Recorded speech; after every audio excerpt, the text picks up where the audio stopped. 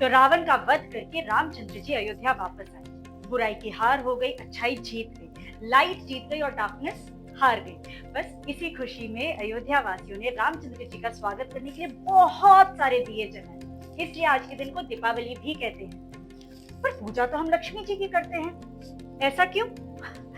जब छोटी थी ना, इन बातों से कोई लेना देना नहीं था मुझे। क्या फर्क पड़ता है किसकी पूजा होती है, मतलब तो इस बात से होता था कि दिवाली पे छुट्टियां मिलती हैं, बहुत सारी छुट्टियां, मिठाइयां, पटाखे और ढेर सारा फैमिली टाइम।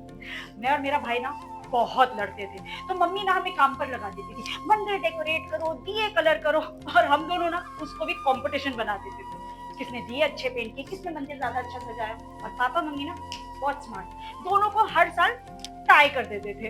हम दोनों उसमें भी बहुत खुश हो जाते थे। वैसे जितनी भी मस्ती करो, जितना भी टाइम पास करो, लेकिन पूजा के टाइम पर नो मस्ती, नो टाइम पास। मम्मी उस टाइम को लेकर बहुत स्ट्रिक्ट थी। पूजा का टाइम एकदम सेक्रेट था।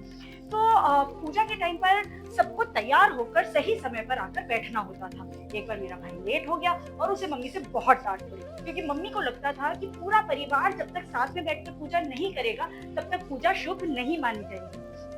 फिर हम बड़े हो गए, मैं बॉम्बे आ गई काम करने के लिए और मेरा भाई कॉलेज चला गया। लेकिन दिवाली का मतलब था घर वापसी, मतलब हम जयपुर वापस जाते थे, क्योंकि त्योहार तो साथ में ही मनाए जाते हैं। लेकिन फिर एक दिवाली आई जब मैं घर वापस नहीं गई, मतलब मैं घर पर ही थी लेकिन मैं घर पर नहीं थी। मतलब मैं अपने पति के घर आ गई, मेरी शादी हो गई, सब कुछ सेम था, वही खुशियां, वही मिठाइयां, वही सब कुछ, लेकिन कुछ तो अलग था, सब कुछ सेम नहीं लग रहा। तो मैंने मम्मी को फोन करके कहा, क्या हुआ, हो गया बस, अब आपको अपनी पूजा में लक्ष्मी नहीं चाहिए? तो मम्मी ने कहा, मेरी लक्ष्मी तो तू है। तो मैंने कहा, हाँ, पूजा के टाइम पे आप ही टीका लगाती थी ना और कहती थी मेरी प्यारी सी लक्ष्मी, तो अब तो आपकी लक्ष्मी आपके घर में नहीं है, तो पूजा कैसे करोगी?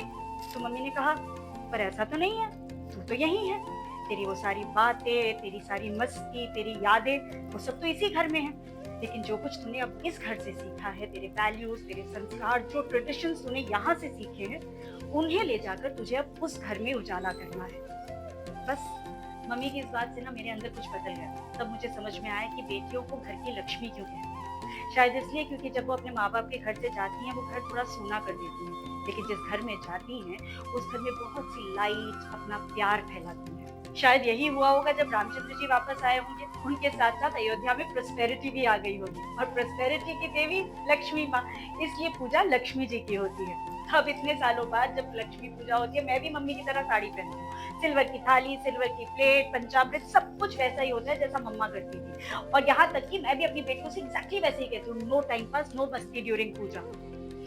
लेकिन इस साल मेरी बेटी मेरे साथ नहीं होने वाली, पढ़ाई की वजह से वो इस बार घर नहीं आ पा रही है। लेकिन मुझे लगता है कि जो वैल्यूज, जो ट्रेडिशंस, जो प्यार उसने इस घर में महसूस किया है, वो वहाँ फैलाएगी जहाँ पर वो है।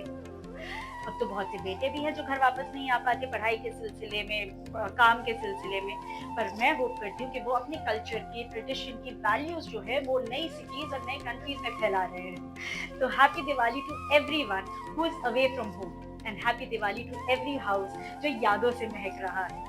हैप्पी दिवाली।